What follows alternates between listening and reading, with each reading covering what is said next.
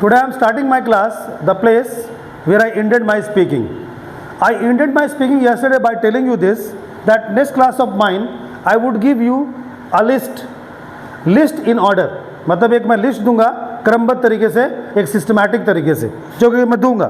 But उससे पहले एक चीज़ समझना होगा, इट्स वेरी वेरी इंपॉर्टेंट, कि जब हम टेंस, जो अभी चैप्टर आगे मैं पढ़ाऊंगा, समय, काल, time is tense, tense is time, तो जब मैं टाइम पढ़ाऊंगा चैप्टर, तो टाइम चैप्टर पढ़ाने के क्रम में while making you understand tense chapter, मुझे ये 5 वर्ब के रूपों का सहारा लेना होगा. I will have to take the help of this 5 forms of the verb, जो कि वाइटल रोल प्ले करेंगे ये वर्ब फॉर्म्स. और वो तो तब देखेंगे हम लोग जब हम लोग टेंस में घुसेंगे.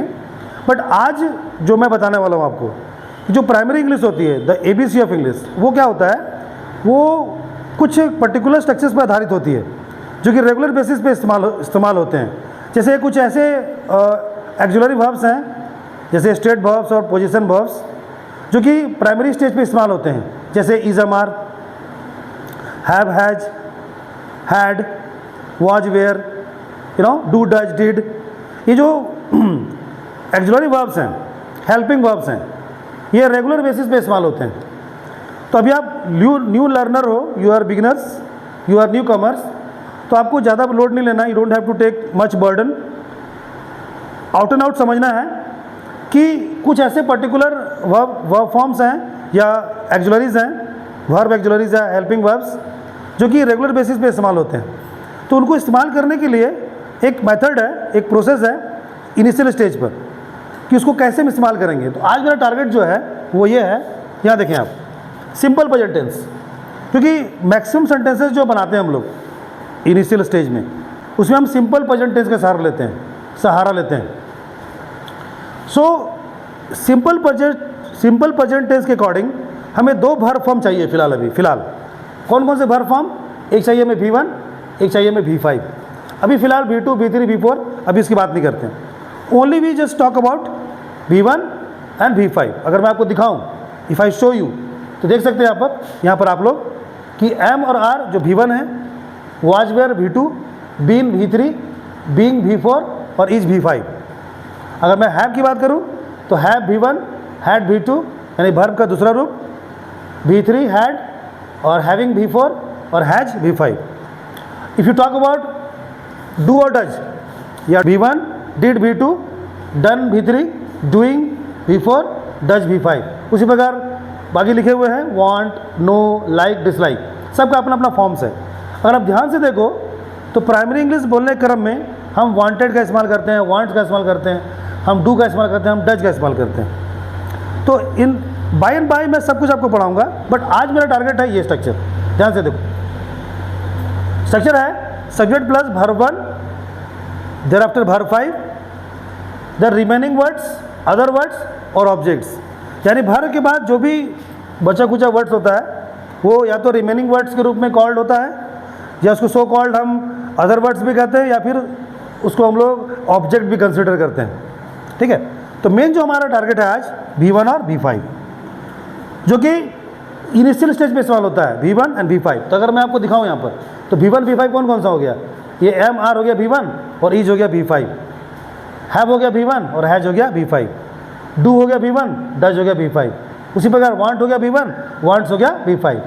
सिमिलरली नो हो गया V1, नोज हो गया V5, लाइक हो गया V1, लाइक्स हो गया V5, लाइक डिसलाइक हो गया V1 और डिसलाइक्स हो गया V5. तो आज मैं ये बताऊंगा कि पीछे रीज़न ये था कि मैं ये क्लियर कर सकूं कि मैं किस प्रोनाउन के साथ कौन सा वर्ब फॉर्म लगाने वाला हूं.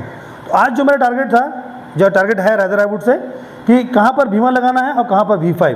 तो एक सिंपल शब्दों में समझें आप, try to understand in a simple way, कि थर्ड पर्सन सिंगुलर के साथ जब भी बदलाव होगा, when ever change will be made, जब भी बदलाव होगा तो सिर्फ थर्ड पर्सन सिंगुलर के साथ, बाकी पर्सन्स के साथ बदलाव नहीं होगा. It means V1, here also V1, here also V1, here V1, here also V1, and only V5 with third person singular. सिर्फ थर्ड पर्सन सिंगुलर के साथ हमें V5 का प्रयोग करना है। अब इसको मैं सिस्टमैटिक वे में लिखता हूँ जो कल लिखने वाला था। I, we, you, they और more than one name, short form, more than one name। ये देखो I, we, you, they और more than one name के साथ आने वाला है V1 प्लस अदर वर्ड। ये देखो अदर वर्ड लिख सकते हो, रिमेनिंग वर्ड लिख सकते हो और ऑब्जेक्ट लिख सकते हो। अब जो last but not the least है वो है he, she, it, any, name. इनके साथ we are going to use verb 5, यानी वर्ब का 5वां रूप, वर्ब 5। तो अब निकाल के इसमें से ले आओ, यानी कि हम क्या क्या इस्तेमाल करेंगे इसके साथ। स्टार्टिंग में एम, आर, हैव और डू। अभी इनिशियल इंग्लिश के लिए इतना काफ़ी है, इतना में हम लोग प्राइमरी सेंटेंसेस बना लेंगे। तो एम आएगा इनके साथ। इस फैमिली में कौन कौन आएगा ये देखो, एम, आर, हैव, डू। आगे भी आएगा बट अभी 3 को टारगेट करते हैं। अब यहाँ क्या क्या आएगा, यहाँ आ जाएगा इज, यहाँ आ जाएगा हैज और डज। ये देखो थर्ड पर्सन, ये देखो इज, हैज एंड डज आ गया ना।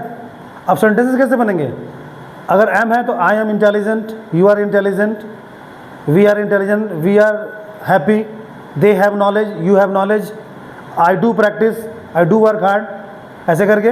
नेक्स्ट देखो, he is intelligent, he is lazy, he has knowledge, he does work hard, in this way.